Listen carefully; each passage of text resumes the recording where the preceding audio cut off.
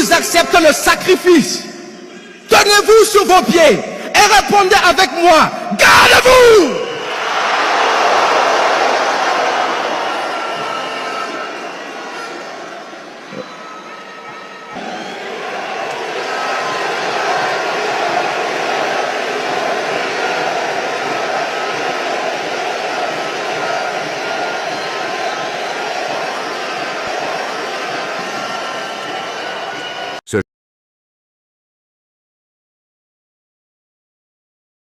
Le jeune patriote a réussi à faire sourire capitaine Ibrahim. Mais la suite de son discours est intéressante pour toute la jeunesse africaine. Dans 50 ans, on sera en 2074. Et en 2074, la plupart des jeunes dans cette salle auront entre 70 et 80 ans minimum.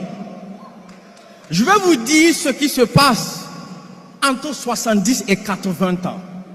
À 70-80 ans, on a beaucoup de temps à revendre. On n'a plus beaucoup de choses à faire de janvier à décembre. À 70-80 ans, on réunit les petits-enfants. On les fait asseoir pour raconter sa jeunesse d'antan. Et c'est là qu'on parle de ses exploits.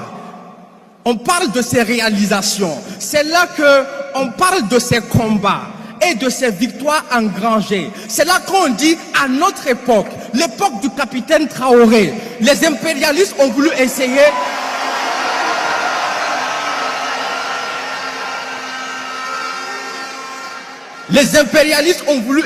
mais nous les avons empêchés. C'est là qu'on sort les cicatrices.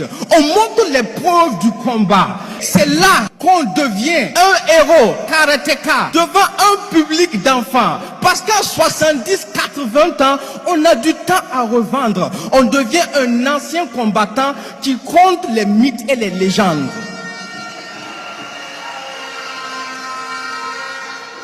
Mais à 70-80 ans, on regrette ce qu'on a raté. On se rend compte qu'on s'est fait avoir par la plus grosse arnaque du temps.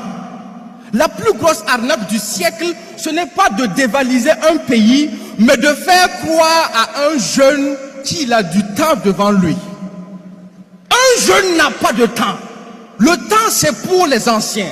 C'est à 70-80 ans qu'on a du temps à revendre, parce qu'on a peu de choses à faire de janvier à décembre. Alors j'entends dire, profite de ta jeunesse, parce qu'on ne vit qu'une seule fois. Mensonge et arnaque, on ne meurt qu'une seule fois, on vit tous les jours. Je les entends dire, ne te mets pas de pression, tu as du temps pour t'en sortir. Mensonge et arnaque.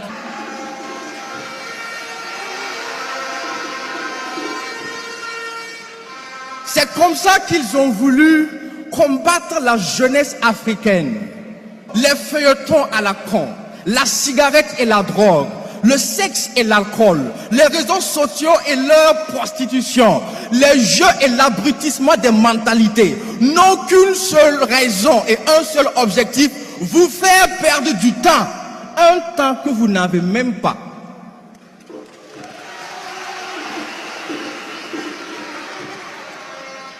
Parce qu'ils savent que l'Afrique est jeune et qu'un jeune est invincible.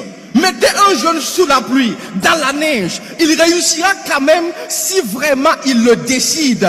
Malgré le virus qu'on a téléguidé en Afrique, les jeunes l'ont avalé et digéré. Et finalement, ce sont leurs propres vieillards qu'ils ont enterrés par milliers. Alors croyez-moi, le plus grand regret de l'Occident, c'est d'avoir une population vieille. Alors oui, ils savent que l'Afrique est invincible à cause de sa jeunesse. Tant que cette jeunesse reste éveillée et prend ses responsabilités. Donc, si on ne peut pas vous vaincre, il faut coûte que coûte vous faire perdre du temps. Du temps que vous n'avez même pas. D'ailleurs, dis-moi un peu, comment tu fais pour avoir du temps pendant qu'on appelle ton pays pays pauvre?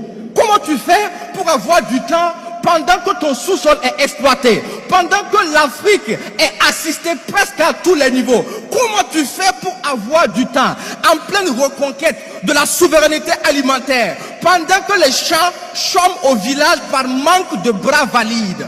Comment tu fais pour avoir du temps en pleine lutte contre le terrorisme, pendant que même les anciens s'enrôlent pour être défenseurs de la patrie? Comment tu fais pour avoir du temps si les gens travaillent le jour et la nuit deviennent des veilleurs qu'on appelle Waïya? Comment tu fais pour avoir du temps?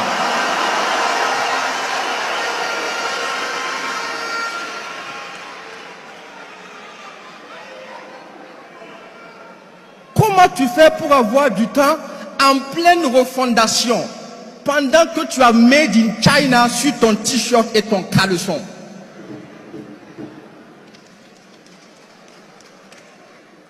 C'est vrai que la jeunesse africaine a longtemps souffert, mais elle n'a pas souffert de pauvreté comme on veut nous le faire croire. Le sous-sol africain est bien trop riche pour ça.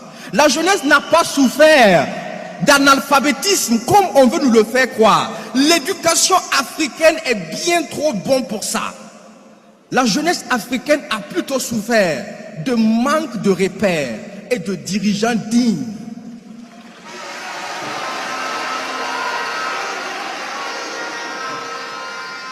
Jusqu'aujourd'hui, où cette jeunesse peut enfin se référer à vous, camarade président capitaine Ibrahim Traoré.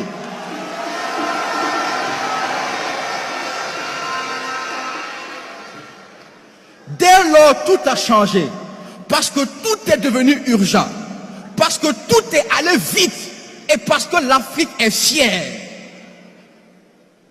C'est pourquoi, si vous êtes le capitaine, d'ores et déjà, sachez que tous les jeunes dans cette salle, en tenue ou pas, sont désormais des soldats engagés au front pour la souveraineté de l'Afrique.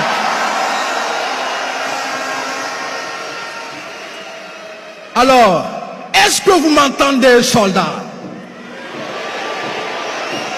Est-ce que vous m'entendez, soldats? Si vous acceptez le sacrifice, tenez-vous sur vos pieds et répondez avec moi, gardez-vous!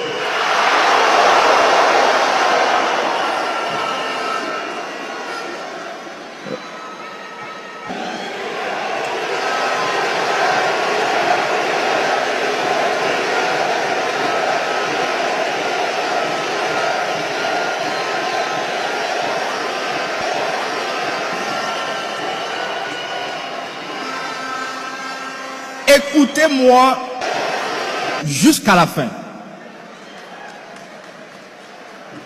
Dans 50 ans, on sera en 2074. Et en 2074, on sera des anciens combattants. Donc s'il y a un combat à mener, je vous assure que c'est maintenant. S'il y a une souveraineté à arracher, je vous promets que c'est maintenant. S'il y a une révolution à faire, je vous assure que c'est maintenant. S'il y a une refondation à faire, je vous promets que c'est maintenant. Parce que à 70-80 ans, on aura du temps à revendre.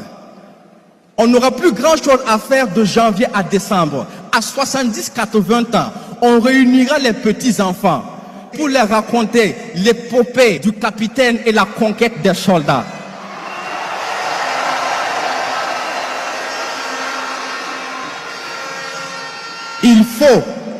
Il faut qu'il y ait de l'histoire et il faut qu'il y ait de l'action. Repos.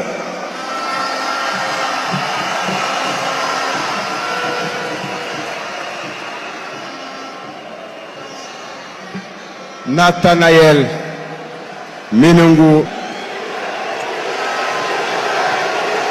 Le discours de ce jeune patriote exhorte la jeunesse africaine à ne pas perdre de temps et à agir immédiatement pour assurer l'avenir du continent.